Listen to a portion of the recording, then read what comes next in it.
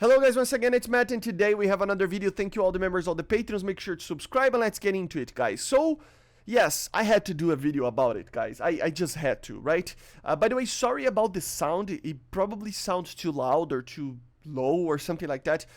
The filtering method that I use is actually with AI, with Adobe, and it's not working today. Sometimes it just doesn't work for some reason. So I will be just releasing the unfiltered audio because it's just easier for me, and I'm trying to pump out some videos about specific things today. So yeah, I had to do it, guys. I had to talk about the R-73. I had to. I mean we have to talk about it. So if you don't know, if you go to the devlog of the Su25BM, we have the R-73 here in the image. And also, it's confirming that the Su25BM will receive the R-73. If you don't know, the R-73 is a early 80s missile that was developed by the Soviet Union. It is one of the best missiles ever made, you know, back then, and still today with the later variants of the R-73M, R-74s, you know. They're one of the best missiles ever built. It is really a deadly weapon, off-board shooting, 40 plus Gs, you know. With the HMD that normally the aircraft have it is one of the most deadly IR missiles in a dogfight ever to be put it into service. And it is just the evolution of the R-60M, basically, right? It has the same kind of level of line of thinking, but just more. It has thrust vectoring. It has proper IR CCMs. It has, I don't think the initial version had INS, but I might be wrong. But the later versions got inertial navigation systems. You know, it's a very deadly missile. The Seeker got updated eventually as well. It's just a very deadly missile, and it was already added in the dev server once, but it was not ready yet, and I think they are adding it to test it out a little bit, so it is going to be very scary. But which aircraft will receive the R-73? So yes, it's sad, and I mean, it's bad and good, and it's sad and happy, for depending on what side of the curtain you are on. If you're going to fly Russian aircraft, or Soviet aircraft, or in general aircraft from Soviet designs, you probably will be kind of unhappy. But if you fly anything else, you will be happy. Because the only aircraft that will receive the Su-25, the R-73, will be the Su-25BM right now. So basically there is a lot of questions, a lot of people are just asking what aircraft will receive the R-73, and basically they are confirming. So R-73 for MiG-29 in Yak, where? Not for now. Will the Su25T, Su39 and MiG-29 get the R-73? Right now the MiG-29 is not receiving the R-73. Let me just zoom in a little bit. It's just the Su25BM. It is possible that the Su39 and Su25T may also receive it in the future. Another question over here, he asks about it.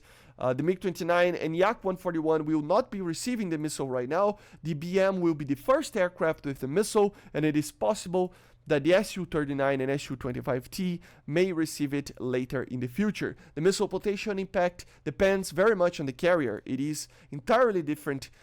It's an entirely different matter if a fighter aircraft like the MiG-29 and the Yak-141 have this missile. So basically they are confirming that for now, with the release of the event, only the Su-25BM will receive the R-73, guys.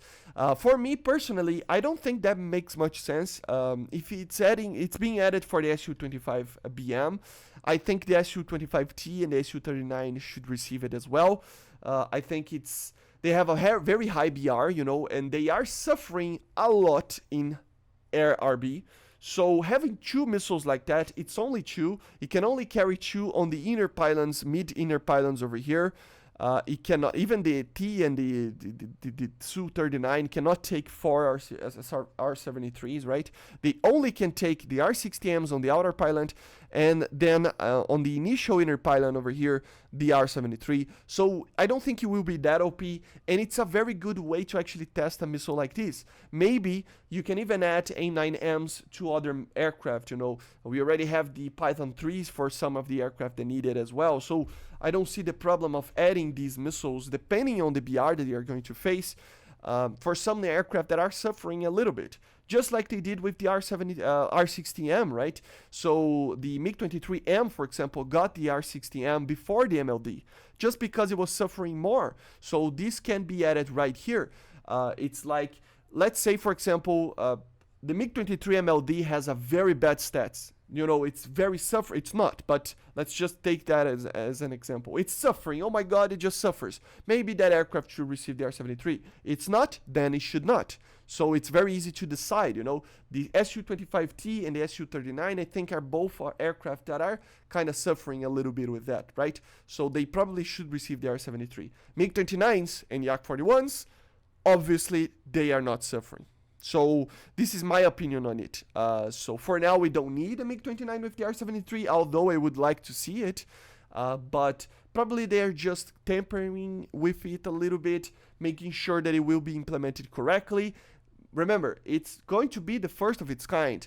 It's the first missile that actually has fins together with a thrust vectoring in the game, and they need to do a whole new type of coding to actually make sure that this missile works.